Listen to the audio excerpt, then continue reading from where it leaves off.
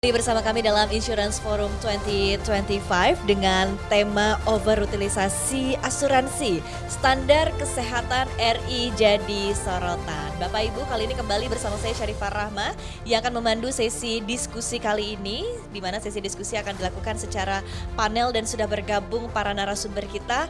Langsung saja kita invite narasumber kita untuk berdiskusi dengan tema overutilisasi jadi isu, apa harapan industri asuransi kesehatan. Baik, langsung saja kami undang kepada Ibu Dr. Emira Upangat selaku Wakil Ketua 1 Perhimpunan Dokter Pembiayaan Jaminan Sosial dan Perasuransian Indonesia atau Perdokjasi. Bergabung, Bu. Baik, dan berikutnya kami undang juga Bapak Iskandar Ezzahudin, Presiden Direktur Prudential Syariah, to come forward to the stage. Welcome.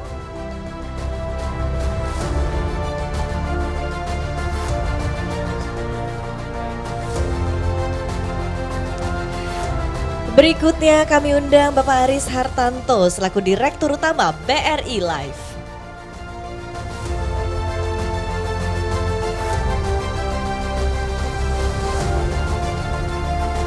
Last but not least, kita akan undang Bapak Julius Bayangkara selaku Ketua Umum Dewan Asuransi Indonesia atau DAI.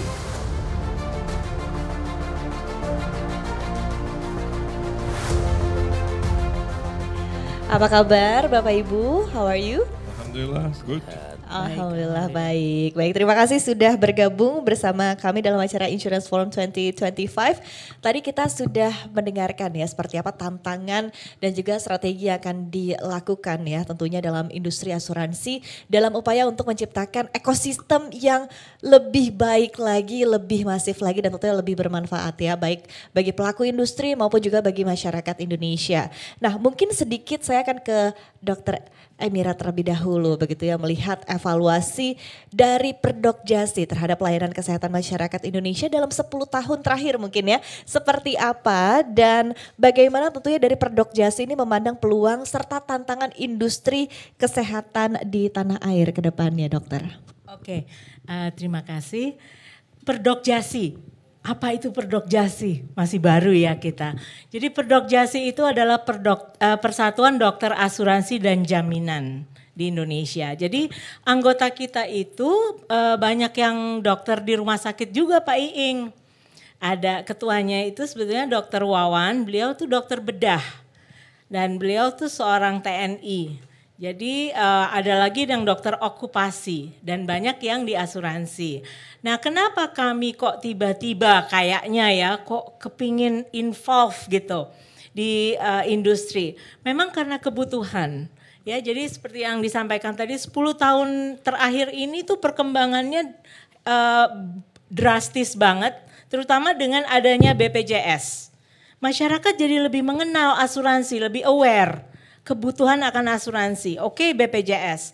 But then apalagi itu kultur masyarakat itu berpindah dari yang tadinya extended family ke natural family. Jadi tanggung jawab keuangan itu hanya di keluarganya, nggak lagi boleh minta mertuanya atau lain-lain ya.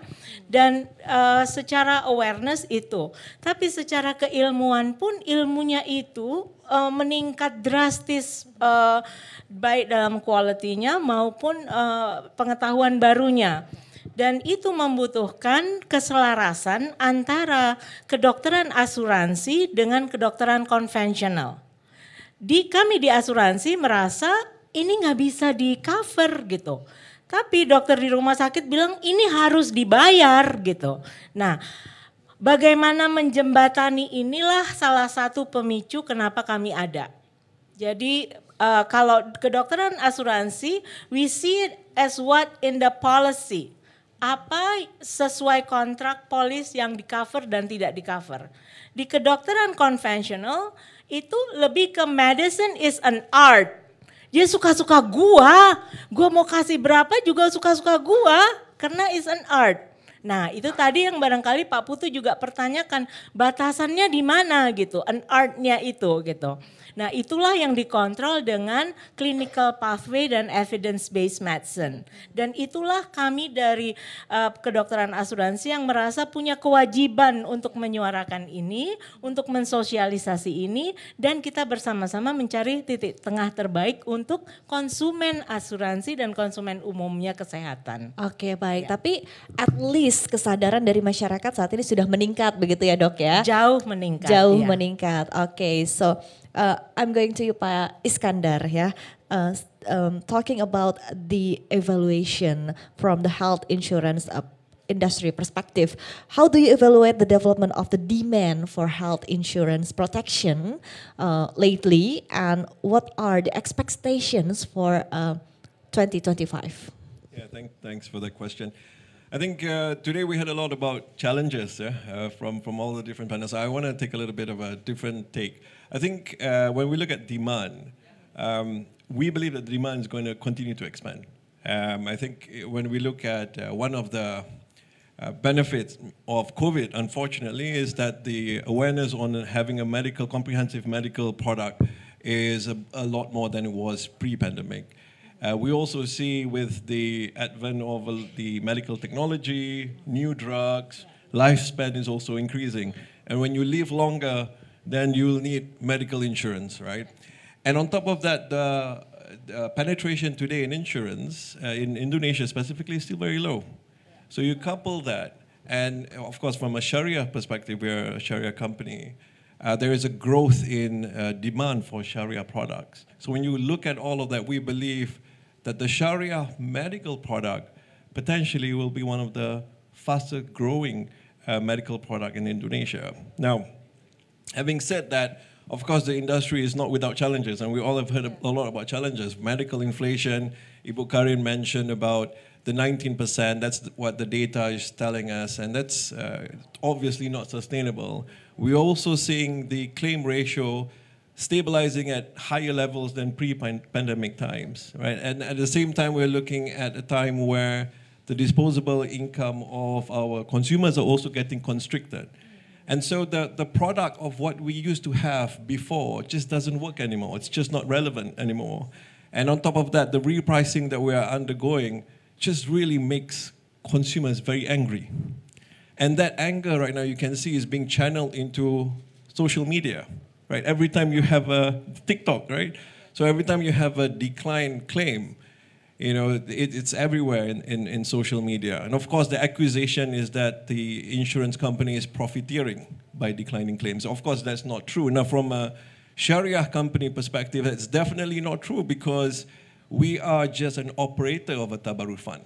So for us, there is no reason why we don't want to pay claims, because any claims that's not paid stays within a tabarruk fund. It doesn't go into becoming the profit of the Sharia company. But anyhow, the customers are not happy. And so in Prudential Sharia, and I think that was also mentioned by Ibu Karin earlier, we've decided to pivot very early on. So we come up with a medical product that focuses on making sure that the premiums are affordable, maximizing the protection element of the product, and we call that PruWell Medical Sharia, and that product has been selling extremely well for us. And we have actually followed that up with another critical illness product with the same principle: affordable pricing, maximizing protection. Our critical illness product also is flying off the shelf. That tells us that we are on the right track with this product. Now, having said that, though, we look at also the fact that today Sharia the demand for Sharia is increasing significantly. Yeah? I just got data yesterday that in 2022 there were 1.2 billion hijabs being sold in Indonesia. 1.2 billion. So I don't know how many hijabs per woman typically will buy, but even if we take 12 per year, that's 100 million ladies in Indonesia that bought hijab, right? This is definitely a plus minus a few million, right? Of course. Now, of course, this is not has always been the case, yeah, because I started my career as a brand manager of shampoo very early on in 2000. I was in Indonesia at that point in time. Nobody in Indonesia was wearing hijab. At that time in Malaysia, about 50% of the Malay women was already wearing hijab. But here, Not yet. But from there to 1.2 billion hijabs in 2022, that's a drastic growth. So we are very optimistic on the demand side. We believe a combination of having the right products and the priority hospital concept that Ibu Karin mentioned, which actually is one of the secret sauce of how we can make the product sustainably affordable moving forward. Because having a club of hospitals that has agreed on a standardized clinical guideline is important to ensure the sustainability of the product moving forward. So we're extremely optimistic, right product with the priority hospital concept, with the growth of the Sharia. We believe that the Sharia medical product will be the fastest growing product category in insurance in Indonesia. Okay, Pak Iskandar, thank you so much for your insights. That's interesting how you see from the perspective of how many hijab sold in Indonesia. That's interesting. And so the tone is quite similar dengan yang disampaikan Dr. Emira sebelumnya. So the awareness is increasing, the demand is increasing right now. Dan saya akan lempar pertanyaan berikutnya ke Pak Aris ya. Pak Aris, tadi kita sudah mendengarkan sama-sama begitu ya. Dan mungkin bisa ditambahkan dari BRI Life sendiri begitu ya. Seperti apa sebetulnya faktor-faktor yang mendorong peningkatan awareness dan juga peningkatan demand untuk produk asuransi sendiri. Tadi disampaikan oleh Pak Iskandar salah satu faktornya adalah COVID-19. Tapi kan sudah berakhir, pandemi sudah berakhir. Apakah ada sedikit stagnansi ya dalam peningkatannya, artinya peningkatannya tidak sebesar di saat COVID-19 dan artinya langkah berikutnya yang perlu dilakukan oleh industri untuk bisa terus meningkatkan baik awareness ataupun juga demand itu seperti apa? Apa lagi yang perlu dilakukan, Pak Aris? Baik, terima kasih pertanyaannya. Menambahkan tadi sudah disampaikan ya, memang COVID-19 ini hanya trigger sebenarnya ya. Trigger yang membuat kita aware bahwa kesehatan itu memang penting. Diperlukannya asuransi kesehatan. Tapi di luar itu sebenarnya banyak sekali faktor yang membuat kami dari BRI Life pun tetap optimis bahwa demand atas asuransi kesehatan pun pasti akan naik. Pertama, tadi faktor demografinya sendiri, Indonesia 270 juta penduduk. Baru 2,9% yang menikmati asuransi. Sedikit sekali dibandingkan dengan even dengan negara-negara ASEAN. Sangat kecil sekali, itu potensi ya buat kita, buat semuanya ya. Kemudian yang kedua, informasi teknologi yang begitu masif ya. Sekarang kan orang itu lebih mudah mendapatkan informasi ya. Jadi orang dengan gampang mengakses informasi-informasi produk kesehatan dengan sangat gampang lewat mobile dan lain-lain. Kemudian juga pertumbuhan Gen Z ya. Gen Z ini kan juga satu segmen baru ya. Tapi memang touch-nya harus beda gitu. Mereka maunya digital. Nah, saya yakin semua asuransi pun juga sudah menyadari itu dan sekarang 70% mungkin ya masyarakat Indonesia itu sudah ada di umur-umur itu gitu. Dan saya yakin juga semua asuransi pun juga akan menawarkan produk secara digital. Itu juga akan mempengaruhi demand. Artinya kecepatan penawaran asuransi kemudian juga eksekusi itu lebih cepat dengan cara digital kalau dibandingkan dengan cara-cara yang masih tradisional. Yang ketiga, kebutuhan asuransi itu sendiri. Dulu mungkin ya satu orang atau satu keluarga mungkin satu produk cukup lah, mungkin ya. Sekarang saya pikir sudah banyak banget variasinya. Artinya itu dulu cukuplah dengan kesehatan, dengan coverage 1-2 basic asuransi gitu ya. Sekarang saya pikir udah enggak lagi. Bahkan kami di BRI Life pun sudah menawarkan produk-produk yang terkait dengan lifestyle ya. Artinya anak muda sekarang kan sukanya kan olahraga. Coba olahraga tuh kenapa gak di cover asuransi aja? Ya. Kemudian dia lihat pertunjukan musik, itu kan juga potensi juga di situ. Hanya dengan cara penjualannya penjualan yang mudah, yang simple dan tenggangnya dalam waktu yang pendek. Itu ya saya pikir ya yang bisa meng-create demand asuransi ke depan. Jadi memang potensinya sendiri gede, ya potensinya gede. Kemudian demografinya penduduk di Indonesia pun memang masih banyak anak muda. Artinya bisa kita bayangkan ya, kalau anak muda ini pasti akan tumbuh menjadi dewasa itu pertumbuhannya pasti akan lebih sustain lagi. Tinggal bagaimana perusahaan asuransi ini dengan inisiatif dan kreativitas dia bisa menciptakan produk asuransi yang pas dengan kebutuhan dia. Jadi Itu kurang lebih kuncinya seperti itu, ya. adalah di kreativitas dan channeling ya, artinya apa yang bisa dilakukan, mungkin kolaborasi dengan Oh, iya. berbagai industri Iya, lainnya begitu ya. Betul. Tapi overall memang sudah mulai terjadi begitu ya, Paris, sudah mulai terlihat Yang ya. paling mudah saya gini, sekarang kan kalau tadi saya sampaikan ada lifestyle ya. Lifestyle itu kan juga sekarang kita bisa lihat event-event lari, running itu kan hampir tiap bulan mungkin dari 3-4 event kan. Kita kolaborasi dengan panitia, dengan pelaksana itu dan menawarkan asuransi di sana. Tidak hanya untuk pas kegiatan runningnya, tapi sebagai introduction bahwa oh iya ternyata kebutuhan asuransi ini penting. Tidak hanya pada saat eventnya itu, tapi setelahnya kan bisa dilakukan selling berikutnya gitu. Oke, thank Ya, you terima Pak kasih Aris ya. insight-nya. Next saya ke Pak Julius begitu ya. Masih berkaitan dengan overall evaluation ya untuk the whole industry di asuransi atau insurance begitu ya. Dari DAI sendiri melihatnya seperti apa yang mungkin perlu ditingkatkan lagi baik dari sisi penjualan ataupun juga dari sisi penyerapan ya dari masyarakat maupun juga mungkin dari sisi di balik layar ya begitu seperti apa koordinasi dan juga kolaborasi terus dilakukan ke depannya begitu Pak Yulis. Terima kasih. Jadi kami di Dewan Asuransi Indonesia memang lihatnya lebih ke makronya sih ya. Pertama memang ada pertumbuhan yang tinggi Bu terhadap kebutuhan dari asuransi kesehatan. Jadi permintaan itu naik. Prosentasenya 2 digit sih, belasan persen kenaikannya. Tapi memang ada di sisi yang lain kalau bicara evaluasi, ada juga kenaikan trend claim sampai lebih besar dari itu. Bahkan jauh lebih besar daripada kenaikan preminya. Nah sebenarnya ada beberapa hal yang mesti saya perhatikan. Jadi pertama, Indonesia is powerhouse. Jadi definitely kita punya potensi. Semua masih mau masuk ke Indonesia, itu kita udah tahu pasti. Nah teman tinggal bagaimana kemudian memastikan seluruh, ini ada kata-kata yang dari tadi disebutkan, ekosistem hidup. It's supposed to be win-win, bukan zero sum. Yang satu menang, satu mati. Nggak bisa seperti itu. Nah memang ada beberapa hal, ini kalau di sisi asuransi lah ya. Kalau tadi di sisi rumah sakit ada payung, ada regulator dan segala macam. So kalau kita lihat ke dalam, nampaknya sudah jelas, tadi sudah disampaikan juga oleh Bapak-Bapak dan Ibu. Modeling harus dirubah, clear.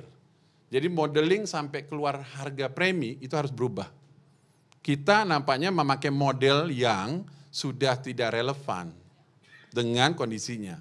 Sehingga makanya kenapa tadi Pak Ogi bilang, 2 tahun sebelumnya di atas 100 hit. Come on. Kalau kita jual, siapapun bukan cuma asuransi, jualan yang rugi Pak, Ibu. Itu kan pasti nggak akan mau. Saya lihat tren, which is tren ini agak mengerikan juga kadang-kadang ya. Di belakang ini, sudah ada beberapa pemain asuransi pull out dari market ini. Maksudnya mundur untuk tidak lagi menjual produk asuransi kesehatan. Ini begini, karena kalau kita bicara ini ekosistem tadi saya katakan, apabila satu ekosistem sakit, the whole ekosistem akan sakit. Saya pastikan itu pasti bisa terjadi. Nah, ya itu tadi mohon maaf tadi ada pertanyaan juga tadi dari pertanyaan. Kenapa mungkin ada profitability yang memang dikejar juga oleh asuransi di Pak Hings. Tapi poinnya gini, itu akan sementara. Kalau apabila salah satu subsistem which is asuransi mengalami kerugian. Dan ketika asuransi mengalami kerugian terus menerus, asuransi pull out, so the whole system tidak akan untung. Nah poinnya sekarang ini tadi saya sampaikan, untung sekarang sudah ada asosiasi dokter yang menghitung ya, luar biasa ini. Jadi kita mungkin harus punya modeling baru yang kita sepakati bersama. Tetapi modeling ini hanya bisa dihitung ketika satu, ada berapa hal kondisi modeling baru. Data yang cukup. Kedua, seluruh pihak yang ada di ekosistem itu terbuka juga dengan datanya. Gitu. Karena kalau tidak, ya kita tetap salah hitung. Begitu. Jadi maksudnya gini, kan sebenarnya asuransi itu bicara large number ya Bapak Ibu ya, kita tahu ya. Kita mengcover 100, mudah-mudahan yang klaim cuma 1 lah. Sehingga 1%, ini bicara mudahnya aja, jadi klaim 1%. Tapi kalau kita kemudian salah hitung, ternyata kita cover 100, yang klaim 95, so it's burn. Pasti kebakar. Dan akhirnya nggak mau lagi Pak jualan lagi. Nah bagaimana kemudian bikin sistem itu, bagaimana kemudian bisa menghitung itu, sehingga harga, tadi ada beberapa pemain, ya Prudential dan BRI segala macam sudah mulai menghitung price yang baru. Nah, cuman ini ada berikutnya lagi Bapak Ibu. Ini mesti dipikirkan lagi. Begitu ada model baru, ada harga premi baru. Harga premi baru definitely hampir pasti naik nampaknya. Kita harus lihat juga masyarakatnya mau absorb enggak nih. Ini kan jadi isu lagi. Ya? Jadi isu lagi sebenarnya begitu. Makanya, tapi kita Dewan Asuransi tetap optimis. Kita jangan yang susah-susah terus ngomongin. Kita harus optimis, saya tetap optimis. Kita percaya bahwa masyarakat pasti kuat. Nah, memang sekarang ada BPJS nih. Ini jadi bisa jadi friendly rival gitu, kompetitor yang baik gitu bisa jadi. Karena nanti misalnya kalau tiba-tiba nih banyaknya pull out, semua nanti lari ke BPJS misalnya ya. Dan tadi turun yang sama juga disampaikan begitu ya oleh BPJS Kesehatan. Iya, silakan masuk kan BPJS sekarang sudah di atas 97% orang Indonesia. Itu the best yang ada di dunia loh. Itu maksud. Jadi orang bilang bahwa inklusi kita rendah, sebenarnya kalau ditanya BPJS-nya enggak rendah. Karena sebenarnya hampir 100% orang Indonesia sudah punya asuransi tapi BPJS. Nah maksud saya kalau semua nanti lari ke BPJS dan kemudian BPJS kemudian salah hitung lagi. So the whole crash. Nanti kejadian di Obama tadi bisa jadi ke Indonesia. Mudah-mudahan nggak jadi. Tapi again sebagai industri asuransi Bapak-Bapak Ibu, kita yakin kita mau bekerja sama dengan seluruh ekosistem yang ada beyond insurers. Siapapun dia kita mau. Dan kita di dalam kita akan menghitung lagi yang baru. Dan sekarang ada model-model baru penjualan tadi ada di digital, Affinity, tap dengan lembaga-lembaga yang lain gitu. Nah itu dengan brokers misalnya juga penting, dengan agents juga penting. Maksud saya hal-hal seperti ini yang mestinya ayo duduk bersama. Dan kita dari sisi kami, dari sisi asuransi akan melakukan sesuatu. Nah kita kemudian sekarang challenge sebelah sana. Oke, Bapak-Bapak Ibu yang lain sebelah sana bagaimana nih? Karena nggak mungkin kita perbaiki diri kita sendiri kalau yang di sana tidak ikutan. Okay. Itu aja dari saya. Baik, thank you Pak Julius ya, insight-nya sangat menarik dan semakin memperpanas diskusi kita ya tentunya. Baik, saya kembali ke Dr. Amira ya. Dok, tadi sudah disampaikan oleh Pak Julius ya, artinya memang konsepnya istilahnya berbagi beban ya Pak ya untuk sesama pelaku industri asuransi begitu. Dan mungkin ketika ditanya, ini kan memang harus dilakukan secara bersama-sama begitu. Dari OJK sendiri juga tadi seperti disampaikan oleh Pak Ogi ya, tadi sudah dijabarkan kisi-kisinya untuk peraturan terbaru begitu tentang polis asuransi kesehatan juga tengah dipersiapkan saat ini. Nah, mungkin seperti apa tanggapan atau ekspektasi yang diharapkan ya tentunya bagaimana aturan ini bisa berjalan begitu ya sehingga ada juga skema kerjasama antara perusahaan asuransi swasta dan juga BPJS Kesehatan ini juga tercantum begitu ya dalam aturan ini. Nah, kedepannya ekspektasinya seperti apa, harapannya seperti apa, dokter? Oke, terima kasih. Jadi kalau kita lihat itu sebetulnya ada dua. Satu yang menurut skema BPJS yang managed care. Jadi orang sakit itu digolong-golongkan, dikelompokkan. Ya, ada satu lagi produk yang fee for service. Yang berapapun penagihannya dibayarkan asal sampai pada plafon tertentu. Nah, kenapa ini macet selama ini coordinations of benefits-nya? Karena ini dua makhluk yang berbeda. They're not comparing apple to apple. Ini managed care, ini fee for service.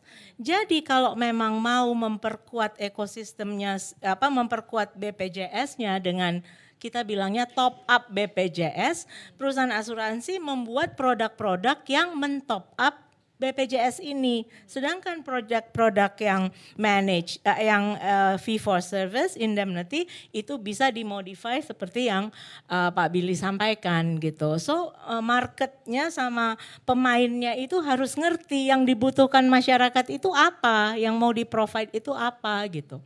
Lalu yang kedua yang berhubungan dengan data dan connectivity.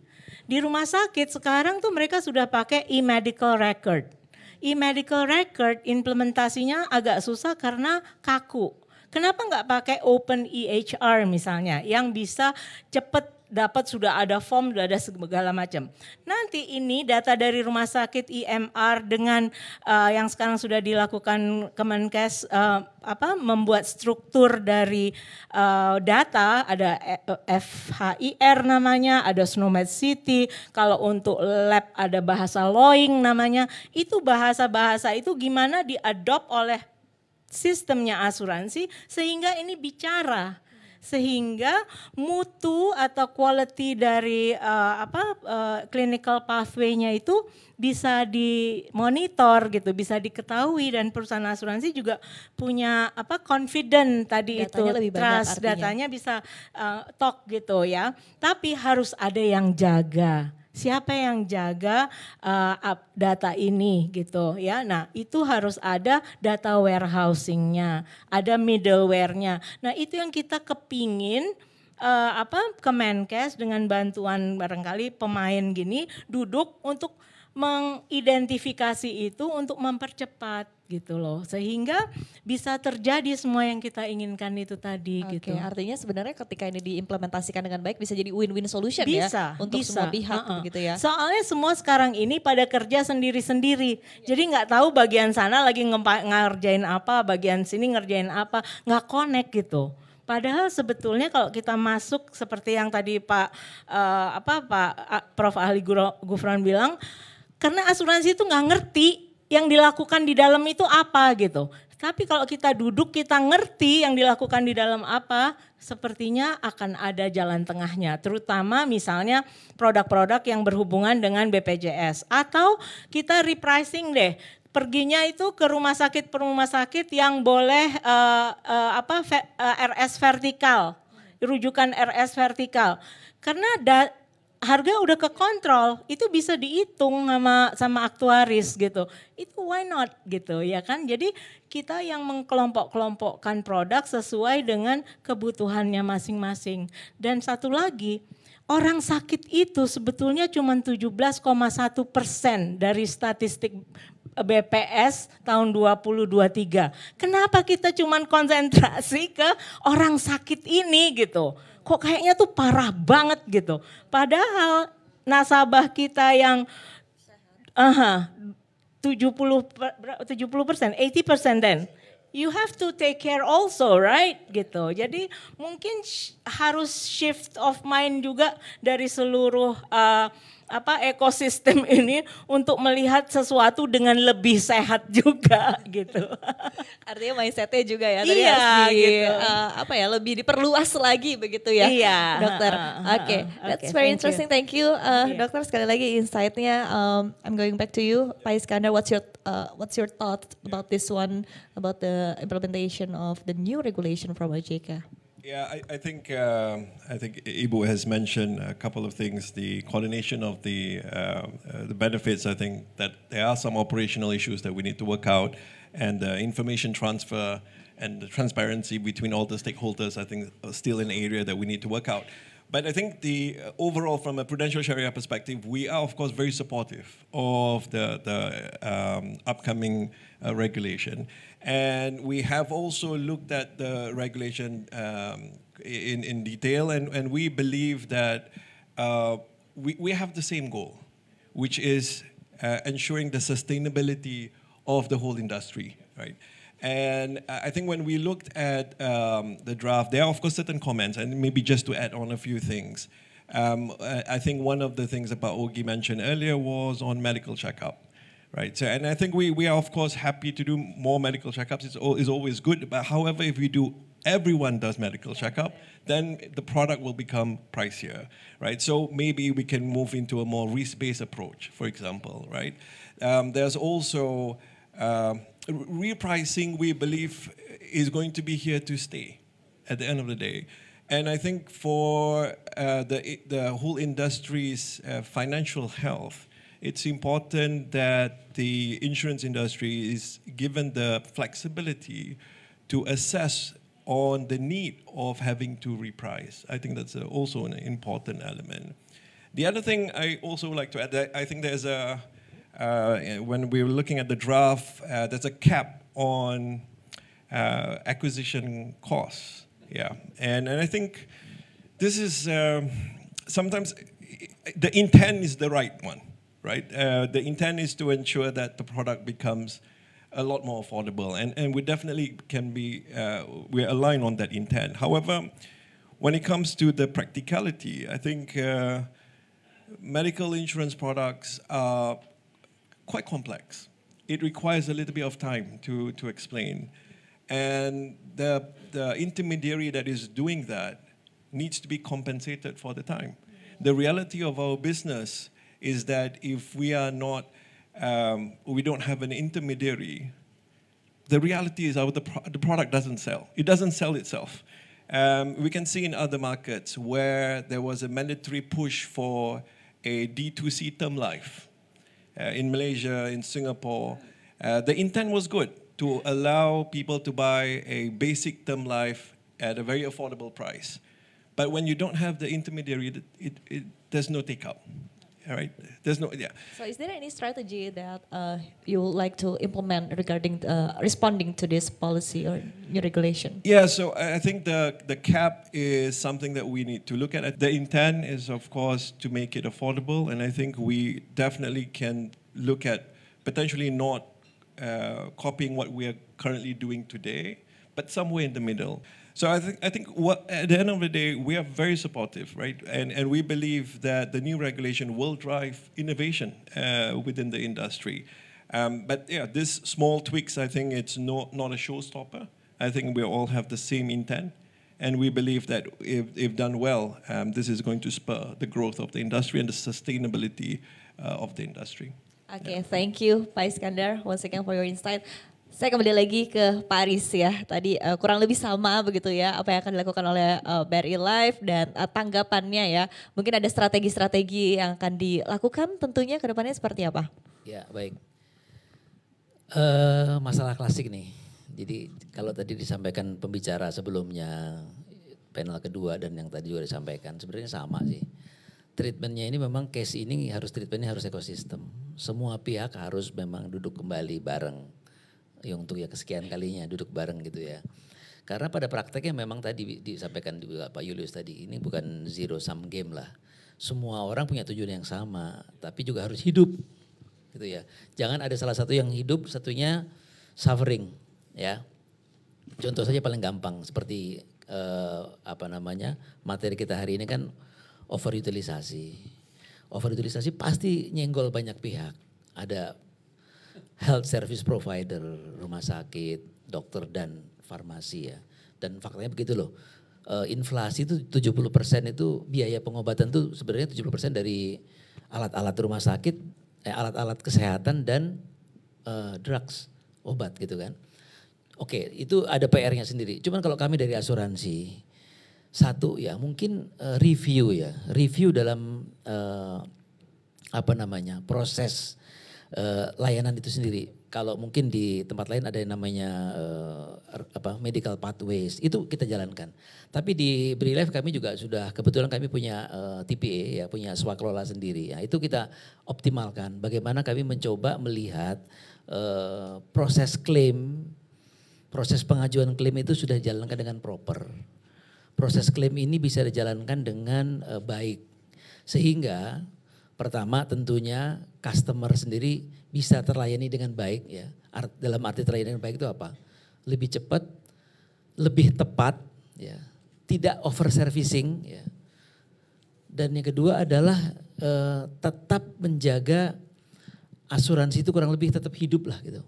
Jadi tidak ya kalau kita bicara over utilisasi kan pastinya kan seolah-olah kan memberikan servis yang sebenarnya kan nggak perlu gitu ya. Itu yang pertama. Yang kedua juga ini dari sisi kami ya edukasi kepada customer itu sendiri terkait dengan asuransi ya. Kadang-kadang memang tadi saya sampaikan kan bahwa asuransi itu kan mungkin ya di Indonesia itu bukan kebutuhan pokok. Bukan ya. Saya bilang mereka harus kebutuhan yang lain baru secondary atau tertiary dari asuransi. Nah, di sini yang membuat pemahaman asuransi kadang-kadang masih misleading. Misleadingnya seperti apa? Misal, contoh ya, masih banyak pemahaman nih. Saya pikir Pak Yulis juga setuju lah dengan Bu ya. Saya punya asuransi tapi gak pernah dipakai. Sayang banget asuransi udah bayar mahal-mahal gak dipakai gitu. Udah deh saya pakai aja gitu, padahal gak perlu juga sebenarnya. Nah ini kan mereka gak sadar gitu loh.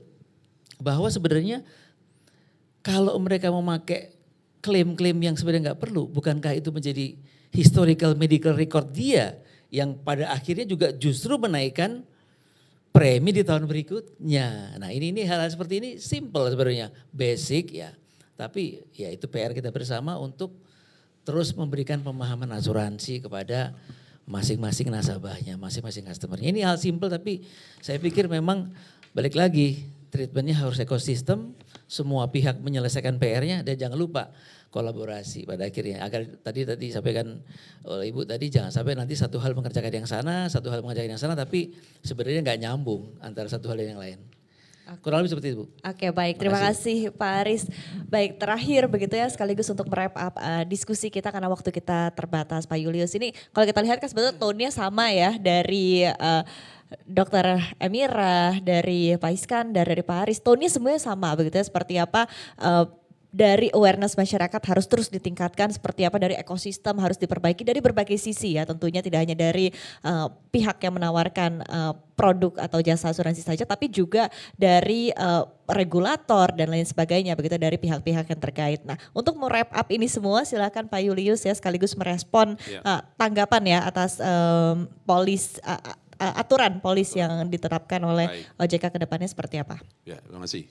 Oke, ada beberapa hal. Pertama, regulasi ya pasti kita honor. Kita kan part of the bagian dari Republik Indonesia lah pasti. Cuman mungkin pesannya begini, tapi udah pada pulang sih bapak-bapaknya. Maksudnya gini, mohon tetap terbuka pintu untuk masukan. Karena ini kan sebenarnya sesuatu yang kita mencoba sesuatu yang baru.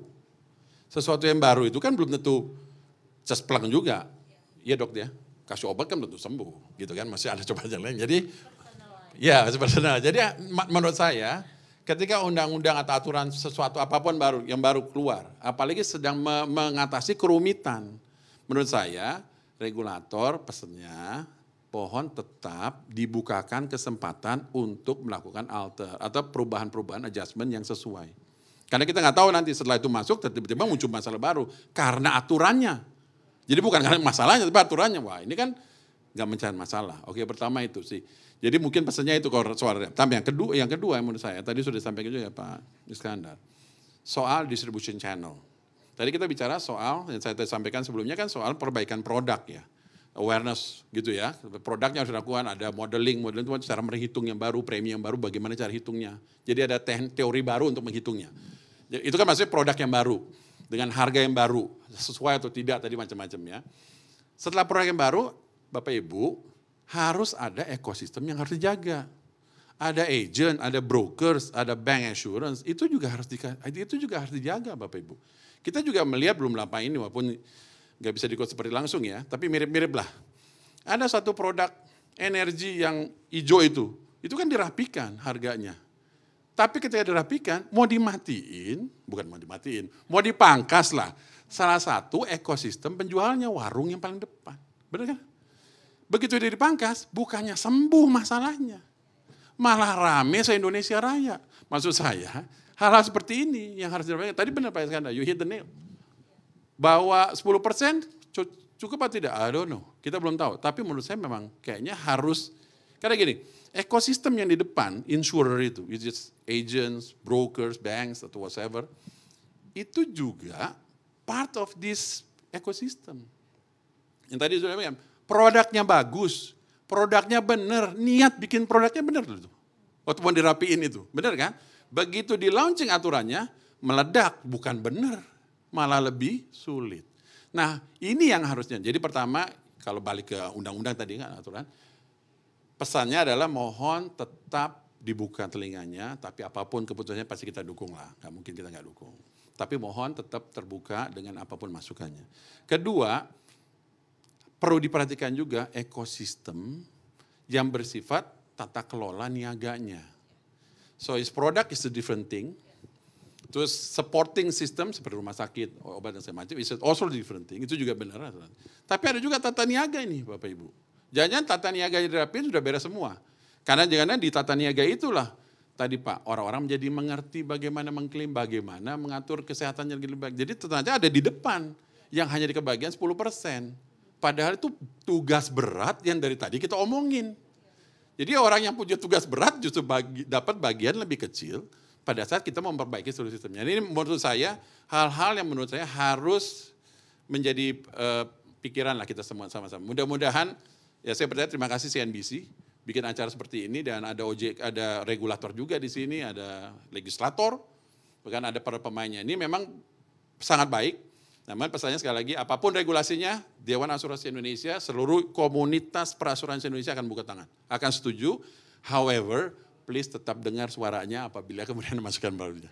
Itu aja, terima kasih. Terima kasih, kita berikan apresiasi tentunya untuk para narasumber kita. Menarik sekali tadi seperti yang disampaikan oleh Pak Julius ya, karena at the end of the day yang akan merasakan adalah masyarakat Indonesia begitu. Dan tadi itu mungkin satu pelajaran ya tadi dengan menggunakan istilah atau juga dengan menggunakan perbandingan produk lainnya begitu. Tapi intinya adalah ini untuk kepentingan masyarakat Indonesia. Perbaikan di sisi manapun begitu dari keseluruhan ekosistem ini balik lagi adalah untuk kepentingan masyarakat Indonesia. Dan inilah yang tentunya kita harus perjuangkan bersama dari industri asuransi. Terima kasih tentunya kita ucapkan kepada Dr. Emira, Pak Iskandar, Pak Aris dan juga Pak Julius. Terima kasih sekali lagi sudah terus tidak bosan-bosan, terus gencar untuk memberikan edukasi kepada masyarakat Indonesia akan pentingnya asuransi. Kita berikan apresiasi sekali lagi untuk para narasumber kita. Terima kasih kepada Bapak Ibu yang sudah hadir langsung dalam acara Insurance Forum 2025 maupun pemirsa CNBC Indonesia menyaksikan acara hari ini. Dan demikian acara kita, saya akan tutup. Syarifah Rahma mewakili kerabat yang bertugas pamit undur diri. Terima kasih dan sampai jumpa dalam acara berikutnya CNBC Indonesia Beyond Business.